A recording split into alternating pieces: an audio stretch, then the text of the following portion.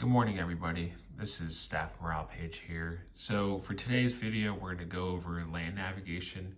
This is going to be broken down into multiple videos. However, for today, we're going to specifically look at a military map and then break down the scale, the map itself, the legend, and any terrain features inside of it.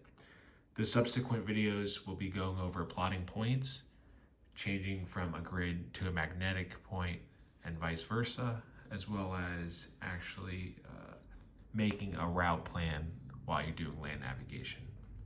So for starters, at whatever installation you are at or you want to look at, you could find a military map from your S2, range control, or even some local shops around the area in your town.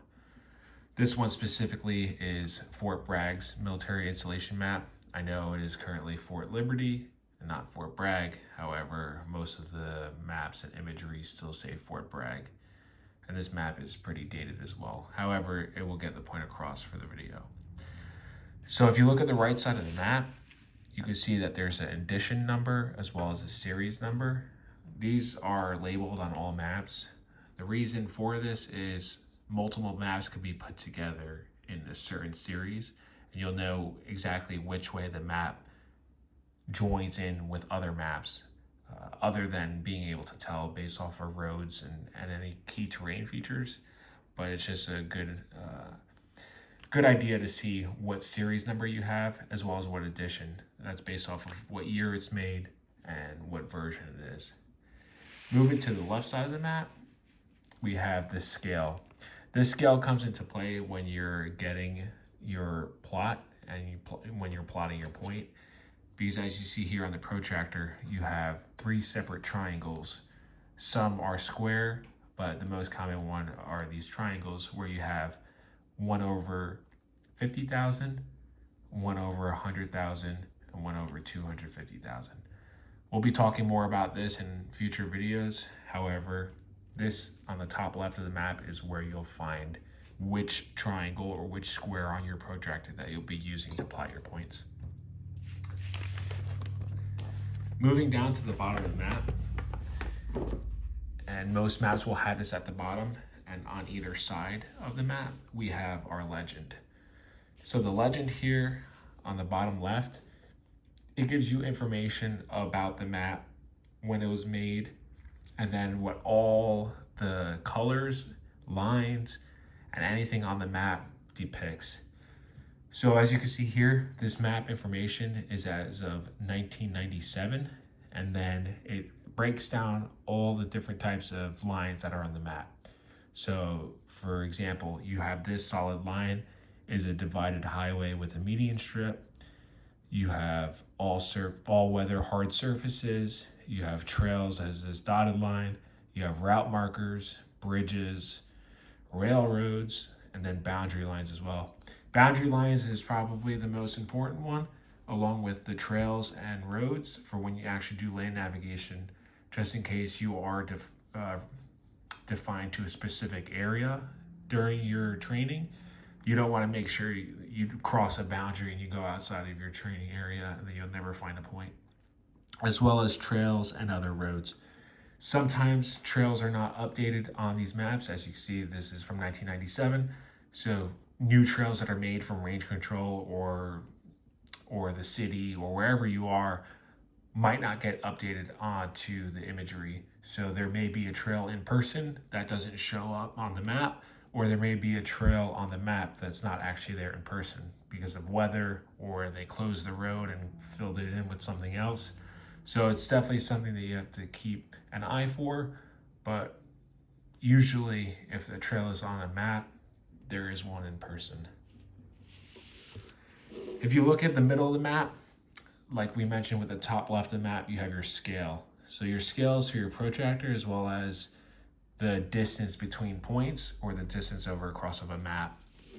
We'll be going over this in the subsequent video of when you're plotting a point and how to breach your point and how far a movement is.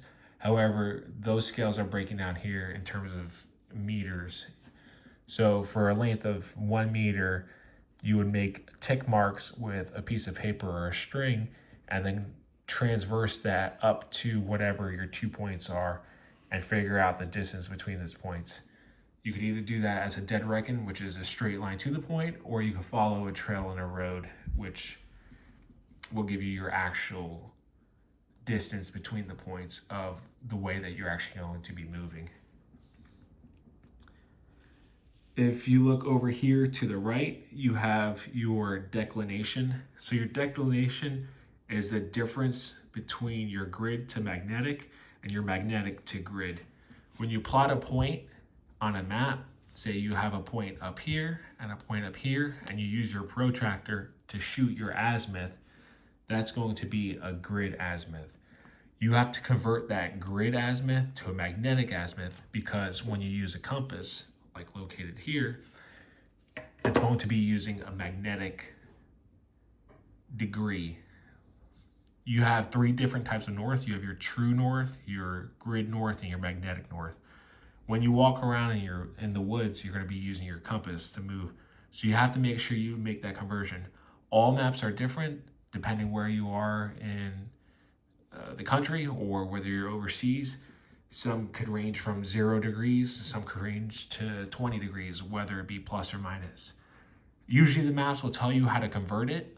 This one specifically, to convert a magnetic to grid, you subtract the GM angle, and to convert a grid to magnetic, you add the GM angle.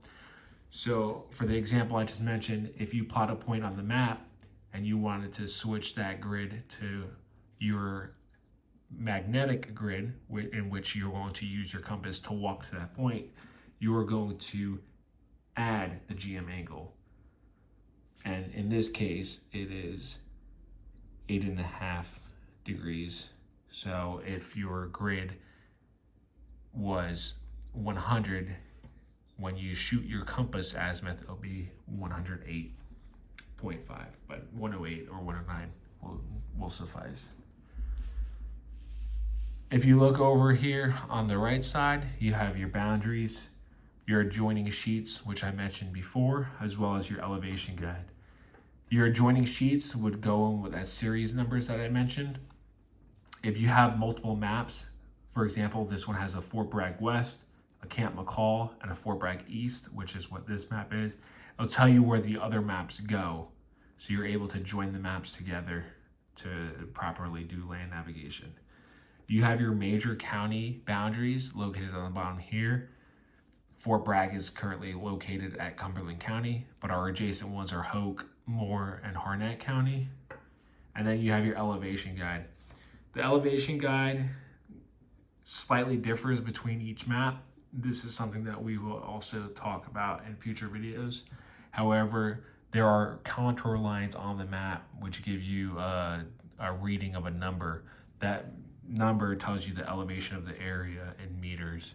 So, for example, let me find one on the map.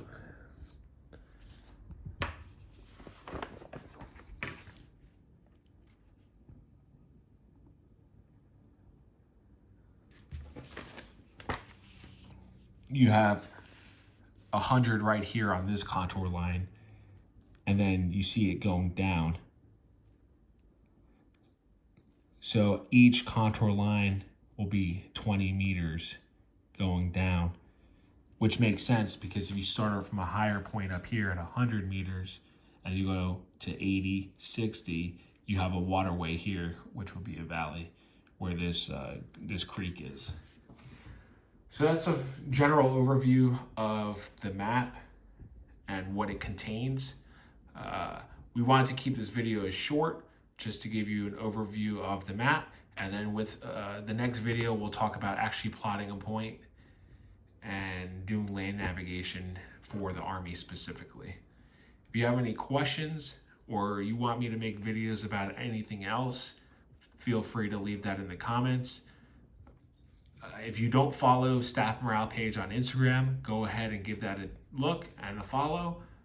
We post there almost every day. It's predominantly memes. However, we want to make a more educational approach with this YouTube channel. So we appreciate any criticism as well as any feedback. Thanks. See you guys soon.